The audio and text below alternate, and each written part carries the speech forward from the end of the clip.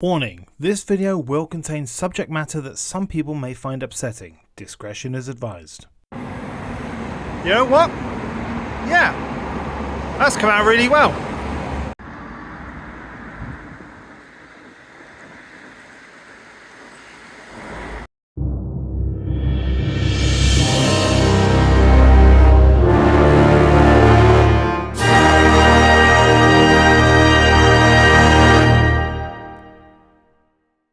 I remember 3 billboards outside Ebbing, Missouri being selected a few years back and it coming highly recommended.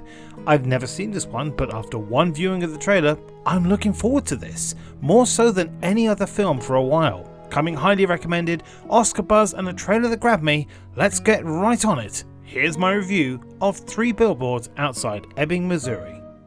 7 months ago, Angela Hayes was raped and murdered just outside her hometown of Ebbing, Missouri. Her mother Mildred, whilst driving past the site one day, has the idea to hire the 3 billboards to send a message to the local police who haven't been able to catch the culprit yet. She pays $5,000 to Red Welby, owner of the Ebbing Advertisement Company, for the first month and asks for a contract to keep them for a year. The posters go up and cause quite a stir in the town, reading "Raped while dying" and still no arrests. How come, Chief Willoughby? Chief Willoughby tries to reason with Mildred and confesses that he has terminal pancreatic cancer, but Mildred only cares about her daughter's killer being caught. Officer Dixon, on the other hand, who has a reputation for torturing black people, threatens Red to take them down. After a trip to the dentist, which ends with Mildred drilling his thumb after he tries to extract a tooth without painkillers, Mildred is taken in for questioning, but during this, Willoughby coughs up blood on her and is rushed to hospital. He tells the other cops to let her go as he's being carted away. After the town reverend and Mildred's ex-husband Charlie both also don't convince Mildred to take down the posters, Officer Dixon arrests Mildred's friend Denise for possession with no bail to put pressure on Mildred. When this doesn't work, he then puts pressure on Red to find a loophole in their agreement.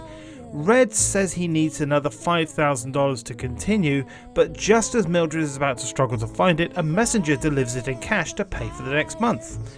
That night, after a perfect day with his wife and children, Chief Willoughby shoots himself in the head in his stables. His suicide note says that this was to leave his family with memories of a perfect day and not of him suffering or being in pain.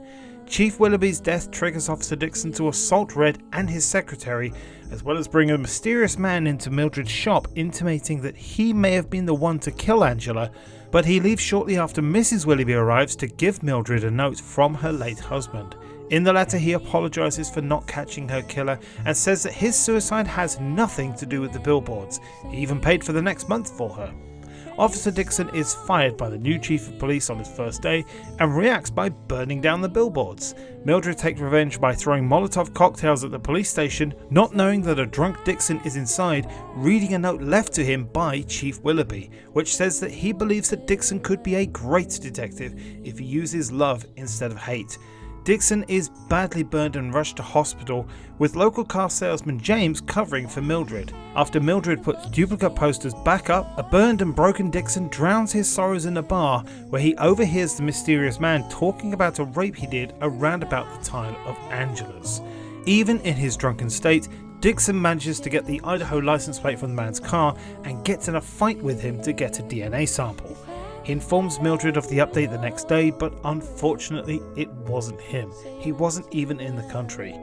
After telling Mildred the news, the two decide that although not Angela's rapist, he is a rapist, and so they decide to drive to Idaho and kill him. They set off the next morning. Now, it's not often I talk about murder, rape, racism, terminal cancer and suicide in one video, so hence the warning at the beginning. As far as the film goes, I actually enjoyed the majority of it despite its heavy subject matter. I wondered if this was based on true events, and from what I found, there was a real case where the police were called out for not catching someone's killer. Otherwise, the characters, main plot, and even the town of Ebbing are all fictional. The story itself has such a strong opening, a cold open that gets right to it and gives you everything you need early on without at any point overwhelming the viewer. There are 3 heart-wrenching moments in the film.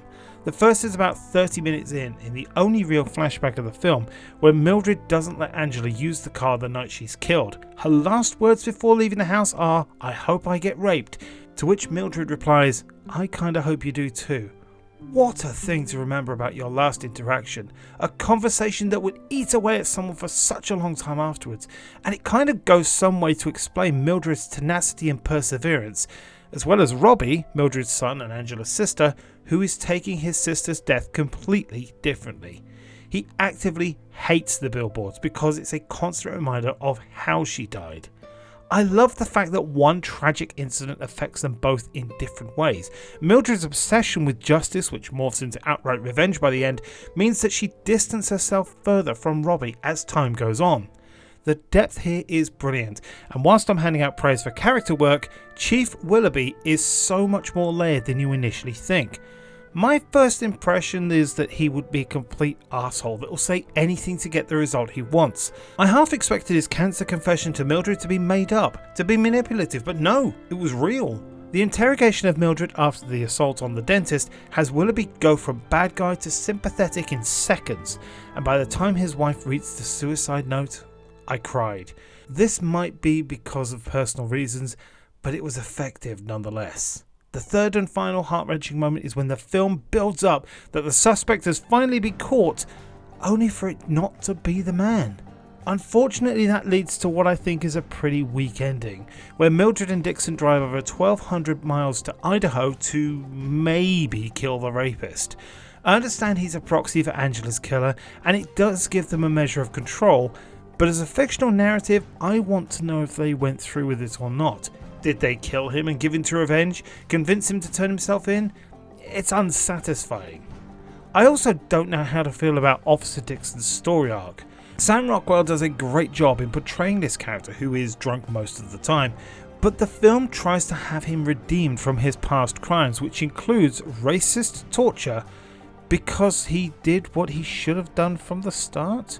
I will say I do like the fact this is foreshadowed earlier. I realise that Dixon goes through an ordeal, but I don't think it's enough to have him redeemed entirely. He basically becomes the second protagonist after Chief Willoughby's death. Little things that Rockwell does though fleshes out his character.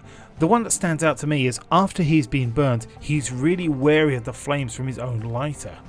But then there's the moment where he apologised to Red in the hospital, and all I'm thinking is, why did they put them together in the first place? There's plenty of witnesses who saw him assault Red. I do like how there's no outright hero in this story though, and to make myself sound like I know what I'm talking about for a moment, this is a story of flawed protagonists, where the good guys aren't perfect and in certain lights can be seen as the villain. I think Robbie's the only true innocent in this story. I don't normally associate Woody Harrelson with serious pieces like this, but he absolutely nails the role. I could say the same for Frances McDormand, but then I've only really seen her in Madagascar 3 and The Good Dinosaur, so I don't know her body of work that well. It might just be me, but I got strong Jane Lynch vibes from her performance. But I don't want to downplay it by saying that, because this is an excellent performance, well deserving of a Best Actress for Drama Oscar win.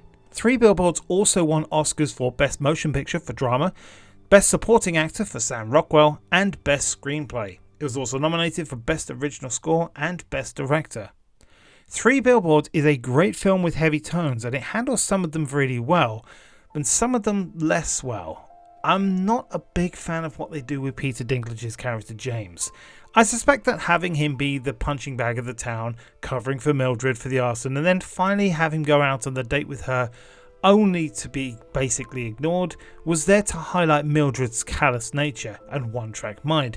But we really didn't need this. There's enough other stuff in the film to really say this. He's a superfluous character played by a talented actor. He's absolutely wasted in this role. The film doesn't feel big budget, and compared to other films released in 2017, its $15 million budget isn't actually that high.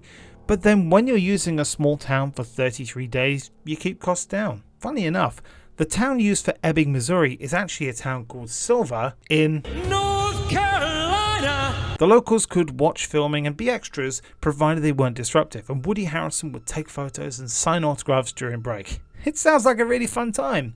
You know, provided you can put up with upsetting billboards outside your town for just over a month. Okay, this is a late edit as I'm finishing up the video. I just wanted to point out the $15 million budget for 3 Billboards Outside Ebbing, Missouri is less than a third of the Emoji Movie's $50 million budget for a film released the same year. It is quite clear that one of those was a huge waste of money. The Billboards also inspired real-life acts around the world, much to the delight of Frances McDormand. It speaks to the power of film to have that effect on people. 3 Billboards Outside Ebbing, Missouri is a film I can strongly recommend, provided the subject matter isn't too much for you. Outstanding performances from several cast members, a dark comedic turn which also moves you to tears. It is a prime example of the power of film. It's not perfect, it may be flawed, but I really think you should watch this film if you get the chance. Thank you for making it this far. If you like what you see, please feel free to give this video a like and share it around. Maybe leave a comment below about what you thought of this video. If you haven't already, please consider subscribing to the channel so you can get notified when I upload new videos. If you'd like to support me in other ways, you can buy merchandise at bradleyj.tmail.com, where you can buy t-shirts and tote bags. Or you can become a patron at www.patreon.com/BradleyJVoices for just £1 a month. Coming up next for the Film Review Open Challenge is Logan. For now though, thank you very much for watching.